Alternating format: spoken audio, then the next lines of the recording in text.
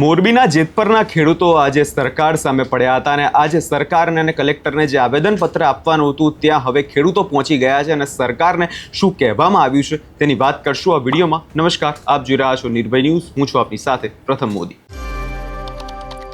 મોરબીના જેતપરના જે ખેડૂતો હતા છેલ્લા લાંબા સમયથી વિરોધ કરી રહ્યા હતા, ઘણા બધા વિવાદો પણ સામે આવ્યા હતા, પરંતુ ખેડૂતોએ આંદોલન પાર્ટ 3 કર્યું અને જેની અંદર મોરબીના જેતપરના જે કલેક્ટર છે તેને આવેદનપત્ર આપવા જવાનું હતું અને એની અંદર જ્યારે આજે ખેડૂતો આવેદનપત્ર આપવા પહોંચ્યા અને તેમણે સ્પષ્ટ શબ્દોમાં કહી દીધું છે કે જે 300 ગામડાઓના જે ખેડૂતો છે, જે તેમની જમીનો છે, તેમને આ પરિપત્ર માન્ય નથી, પરિપત્ર બદલી આપવામાં આવે અને જેવી માંગ હવે સરકાર સામે કરી દેવામાં આવી છે। વધુમાં ખેડૂતો દ્વારા કલેક્ટર કચેરીએ જઈ શું કહેવામાં આવ્યું છે એકવાર એ પણ સાંભળી લઈએ।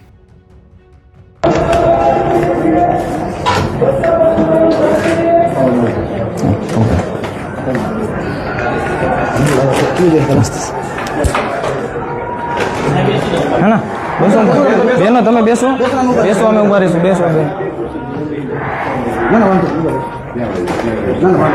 તમે વહી જાઓ, તમે વહી જાઓ, તમે મજા આવશે, બેસો બાપુ, બાપુ બેસો, ઉભા બેસો।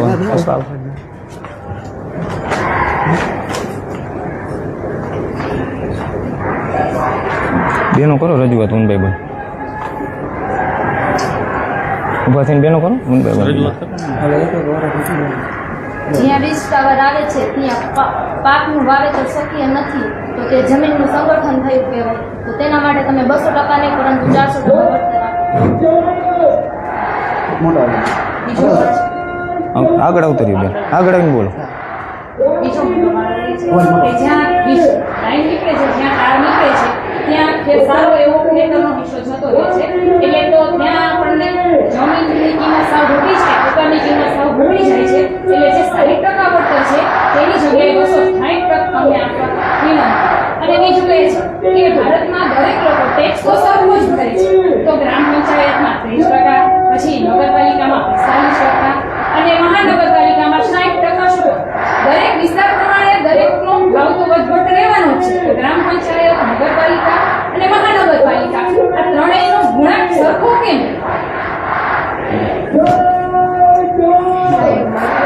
એ છે કે એમાં સિક્યુરિટી માટે જ્યારે અમારા ખેતરમાં અમે મગફળીનું વાવેતર કરીએ છીએ તો અમે એને બજારમાં વેચવા જઈએ તો કોઈ વેપારી અમને 900 કે કોઈ 1000 કે તો કોઈ 1200 કે તો અમે કોને આપવાના છે? અમને ઊંચી વેલ્યુ કે ઊંચા રેટ હોય એને જ આપવાના છે, તો અમને ત્રણ વેલ્યુશનમાંથી નીચી રેટ કેમ? બીજું એક્ઝામ્પલ આપો તો આપણે ઇલેક્શનમાં જે નેતાને વધુ વોટ મળે એ જ વિનર બને છે ને, તો બધી જ જગ્યાએ હાઈ વેલ્યુ માટે મળે છે તો અમારા જમીનની નીચી કેમ? રજૂઆત એ છે કે આ કંપનીને 25 થી 30 વર્ષની લાયસન્સ આપેલું છે, તો 25 વર્ષ પછી શું કરવાનું? આમાં તો કોઈ આ પરિપત્રમાં કોઈ ઉલ્લેખ નથી, તો હવે શું 25 વર્ષ પછી આ વીજ કામ અને તારને બધાને કાઢી નાખવાના કે ખેડૂતનું વળતર પાછું ફરીવાર બીજી વાર આપવામાં આવશે?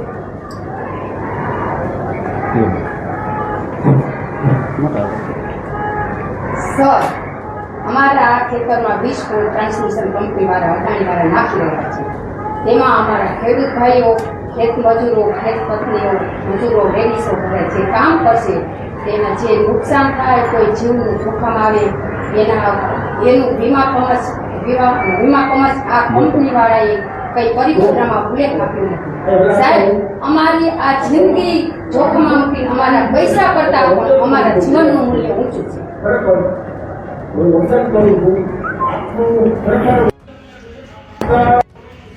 સાહેબ, અમારા ખેતરમાં તાર નાખેલા છે, એના તાર ખેંચશે, કાલે સવારે તાર તૂટી જશે તો એનો આ પરિપત્રમાં કોઈ ઉલ્લેખ લખેલો નથી, તો અમારા જીવન જોખમનું જવાબદાર કોણ થશે? સાહેબ,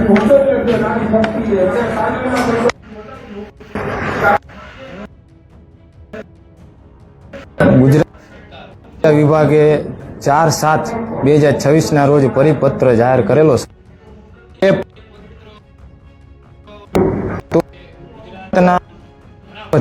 અત્યારે અમારી પાસે 365 કાલે રાતે 8 વાગ્યા સુધીમાં પંચાયતના લેટર પેડ ગામમાં સભા કરેલી છે અને એ ગામ લોકો દ્વારા આ નવો પરિપત્ર 365 અત્યારે હું કાલે રાતે 8 વાગ્યા આવ્યા ત્યાં સુધીના હું લઈને આવેલો છું નકલ. તે પછી અઢળક લેટર પેડો આવે છે ગુજરાતમાંથી, તમામ ગામડામાંથી. એટલે આ નવો પરિપત્ર ખેડૂતોને કંપની હિતેચ્છુ લાગે છે, ખેડૂત હિતેચ્છુ કરતા. એના માટે જે અમારી ડિમાન્ડ છે કે ટાવર બેઝમાં નવા પરિપત્રમાં બજાર વેલ્યુના 200% છે. ખેતી કરવી સાહેબ અશક્ય જેવું છે અને રિસ્કી છે, તો એમાં ખેડૂતોને 400% આપવામાં આવે. અને કોરિડોરમાં જે બેને કીધું ને કે વેલ્યુએશન 30 લાખ હોય, મહાનગરપાલિકાની 45 થાય અને નગરપાલિકાની 40 થાય અને મહાનગરપાલિકાની 60 લાખ થાય, તો વેલ્યુએશન તો માર્કેટ રેટ કમિટીમાં ઊંચી જવાની છે સાહેબ. તો પછી સ્લેબ કોરિડોરમાં સ્લેબમાં 30, 45 ને 60 એમાં શું કામ અલગ કર્યું? આખા ભારતના લોકો ટેક્સ સમાન ભરે સાહેબ, તો એ કોરિડોર માટે ક્રાઇટેરિયા તો સમાન હોવો જોઈએ. અને એ ક્રાઇટેરિયા અમે ગ્રામીણ અને મહાનગરપાલિકા ત્રણેય માટે 260%ની માગણી કરી છે, જેથી કરીને અમને યોગ્ય વળતર મળી શકે. એ ન કરવું હોય તો એના વિકલ્પ રૂપે જે 2013નો કાયદો છે એ પ્રમાણે બજાર કિંમતના 4નો ગુણાક આપીને, એટલે કે 4 ગણા આપીને થાંભલા અને કોરિડોર બંને માટે સેમ આપવામાં આવે.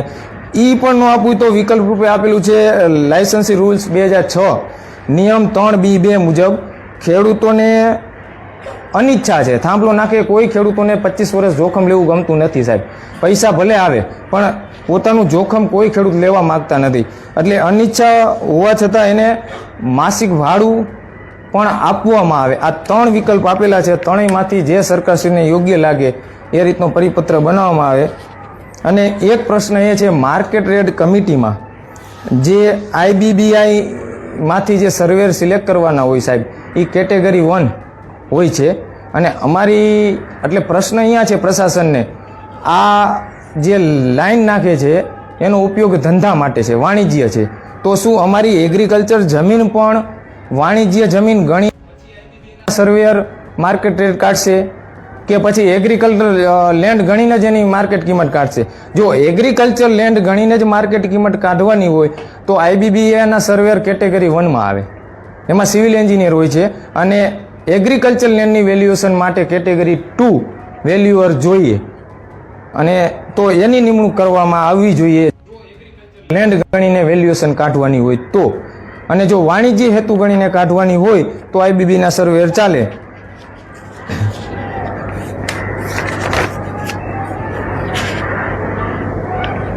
અને બીજી માગણી એ હતી કે જ્યારે વન ટાઈમ જ્યારે પાકનું જ્યારે કમ્પન્સેશન છે ઠરાવમાં લખેલું 1 ટાઈમ, તો એના માટે શું કંપની અમારે કપાસ વાવેલો છો, જે મોસમી ખેતી કરે છે કપાસ વાવેલો છે સાહેબ, તો એ 3 કે 4 મહિનાની સિઝન છે, 3-4 મહિનામાં એ ફાઉન્ડેશન કરી લેશે, ટાવર ઊભો કરી લેશે અને તારે ખેંચી લેશે?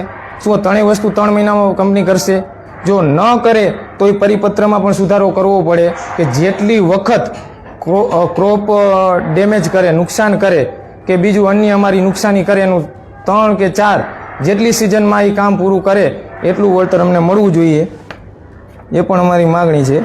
અને શક્ય હોય ત્યાં સુધી, અને ખાસ કરીને કચ્છ જિલ્લો, મોરબી જિલ્લો અને સુરનગર, અડધો ધાંગધ્રા જિલ્લામાં તો સાહેબ કચ્છનું નાનું રણ છે, ત્યાંથી લાઈન પસાર કરવામાં આવે તો ખેડૂતોની જે આજીવિકા છે અને 25 થી 35 વર્ષ જે કંપની લાઈન રાખવાની છે ત્યાં સુધી જીવનું જોખમ ન પડે. તો એ માટે પહેલી ખેડૂતોની રજૂઆત એવી છે કે મોરબી જિલ્લામાં ભવિષ્યમાં એક પણ લાઈનો ન કાઢવામાં આવે ને એની જગ્યાએ કચ્છના નાના રણમાંથી પસાર કરવામાં આવે. બરોબર.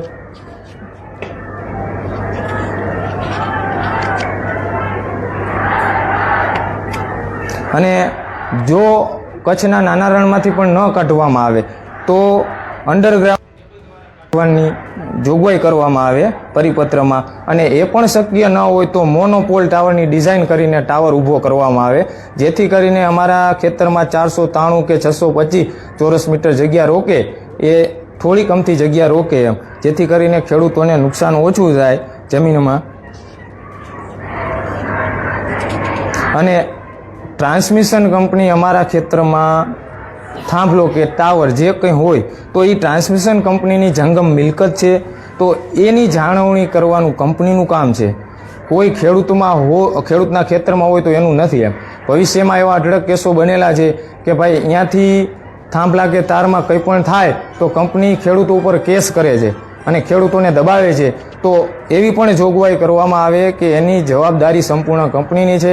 પછી કંપનીને અહીંયા જે એના ધ્યાન રાખવા માટે જે પણ કર્મચારી રાખવો પડે એ રાખવામાં આવે, જેથી કરીને ખેડૂતો ઉપર ખોટા કેસ અને એને દબાવવાની કોશિશ ન થાય.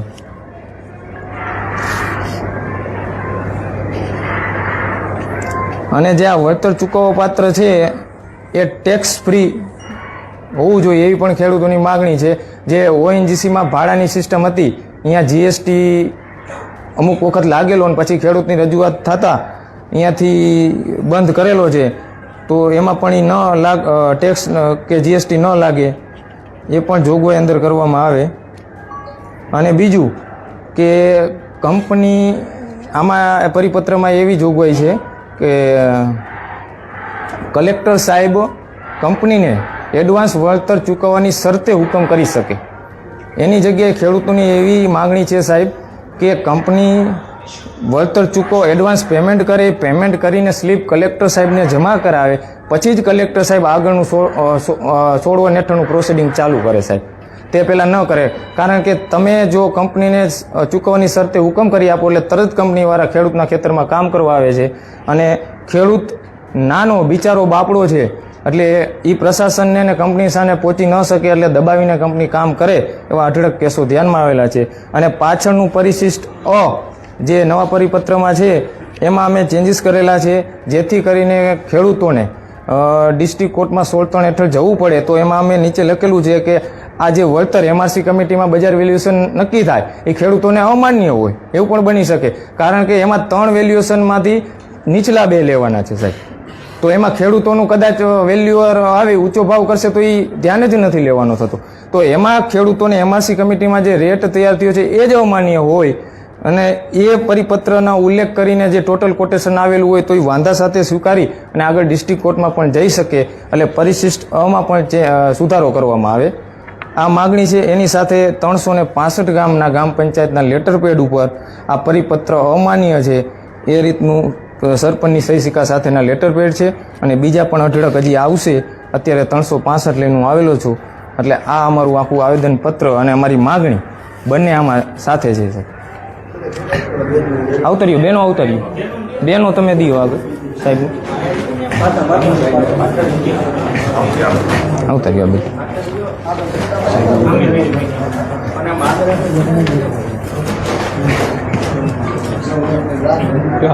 બસ.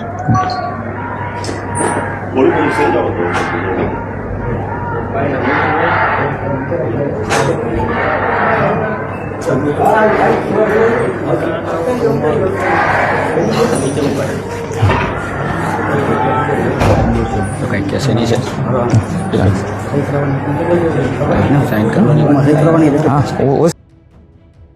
હવે અહીંયા તમે જે રીતે ખેડૂતોને સાંભળ્યા અને ખેડૂતોનો જે વિરોધ છે તે સ્પષ્ટપણે અત્યારે રોષ દેખાઈ રહ્યો છે. કેમ કે એક તરફ છેલ્લા લાંબા સમયથી ખેડૂતો વિરોધ કરી રહ્યા છે, સરકાર વાત સાંભળતી નથી અને સરકાર દ્વારા જે નવો પરિપત્ર જાહેર કરવામાં આવ્યો છે એમાં ક્યાંક ને ક્યાંક ખેડૂતોનો જ મરો થતો હોય એવું ચોક્કસપણે લાગે છે. અને એના જ વિરોધની અંદર આજે મોરબીમાં મોટી સંખ્યામાં ખેડૂતો પહોંચ્યા હતા, કલેક્ટરને આવેદન આપી દેવામાં આવ્યું છે. હવે જોવાનું આગામી દિવસોમાં એ રહેશે કે આ પરિપત્ર જે આવેદન આપવામાં આવ્યું છે તેની અસર કેટલી થાય છે. શું સરકાર દ્વારા કોઈ પગલાં ભરવામાં આવે છે, શું સરકાર દ્વારા નવો પરિપત્ર જાહેર કરવામાં આવે છે? આ સવાલ અત્યારે સૌ કોઈના મનમાં છે. આપનો શું અભિપ્રાય છે કમેન્ટ કરી ચોક્કસથી જણાવજો અને અમારી ચેનલ નિર્ભય ન્યૂઝને લાઇક, શેર અને સબસ્ક્રાઇબ કરવાનું ભૂલશો નહીં.